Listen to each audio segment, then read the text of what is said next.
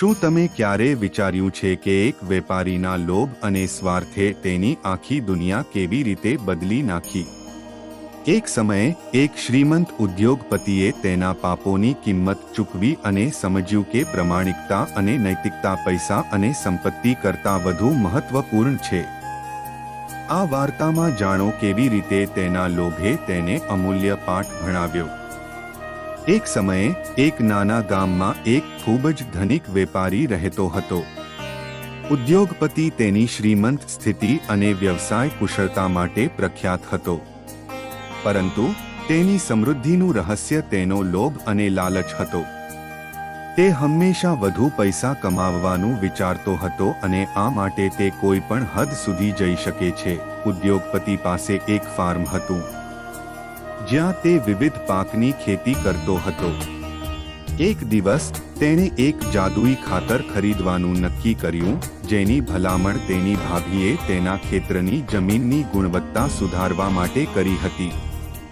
તેમનું માનવું હતું કે ખાતરના ઉપયોગથી પાક વહેલા વધુ ફળદ્રુપ બનશે, પરંતુ વેપારીએ આ ખાતર ચોરી કરીને મેળવ્યું હતું. ગામના એક ગરીબ ખેડૂતે આ ખાતર ચોરીને વેચી દીધું હતું અને વેપારીએ જાણી જોઈને પૂછ્યું ન હતું કે આ ખાતર ક્યાંથી આવ્યું. તેની ઈચ્છાઓ તેને સત્ય અને નૈતિકતાથી ભટકી ગઈ હતી. જ્યારે વેપારીએ જાદુઈ ખાતરનો ઉપયોગ કર્યો ત્યારે તેનો પાક ખરેખર જોવાલાયક બન્યો. ખેતરોમાં હરિયાળી હતી અને પાક ખીલવા લાગ્યો.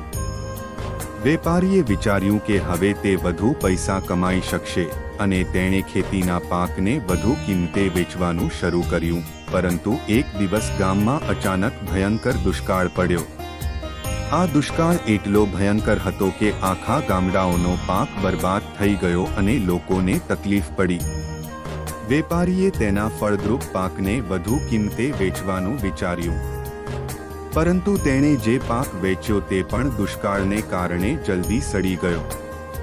વેપારી હવે સમજી ગયો કે તેની બેદરકારી અને લોભને કારણે તેના ખેતરનું જાદુઈ ખાતર પણ હવે નકામું થઈ ગયું હતું. ધીરે ધીરે વેપારીની હાલત ખરાબ થવા લાગી. તેણે તેની સંપત્તિ અને મિલકત ગુમાવી દીધી અને તેના વ્યવસાયમાં નુકસાન થવા લાગ્યું.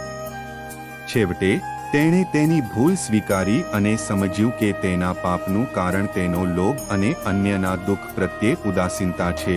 વેપારીએ ગામના ગરીબ ખેડૂતોને મદદ કરવાનું નક્કી કર્યું.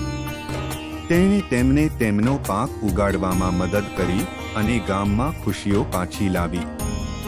તે શીખ્યા કે પાપનું મુખ્ય કારણ આપણો આંતરિક લોભ અને સ્વાર્થી સ્વભાવ છે, જે આપણને સાચા માર્ગથી ભટકી જાય છે. આ વાર્તામાંથી આપણે શીખીએ છીએ કે પાપનું કારણ ઘણીવાર આપણો લોભ અને સ્વાર્થ હોય છે. જ્યારે આપણે બીજાની લાગણીઓ અને નૈતિકતાને અવગણીએ છીએ અને આપણા પોતાના સ્વાર્થને પ્રાધાન્ય આપીએ છીએ, ત્યારે આ આપણને પાપ તરફ દોરી જાય છે.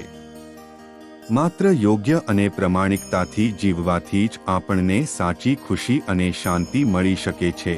આશા છે કે આ વાર્તા તમને પાપ અને તેના કારણોને સમજવામાં મદદ કરશે. યાદ રાખો, આપણા લોભ અને સ્વાર્થને લીધે જ આપણે ખોટા રસ્તે જઈ શકીએ છીએ. સાચા માર્ગ પર ચાલવાથી જ આપણે સાચી શાંતિ અને સંતોષ પ્રાપ્ત કરી શકીએ છીએ. જો તમને આ વિડિયો ગમ્યો હોય તો કૃપા કરીને લાઈક કરો, શેર કરો અને સબસ્ક્રાઇબ કરો. તમારો સહયોગ અમને વધુ પ્રેરણા આપશે અને અમે આવી શૈક્ષણિક વાર્તાઓ લાવતા રહીશું. આભાર.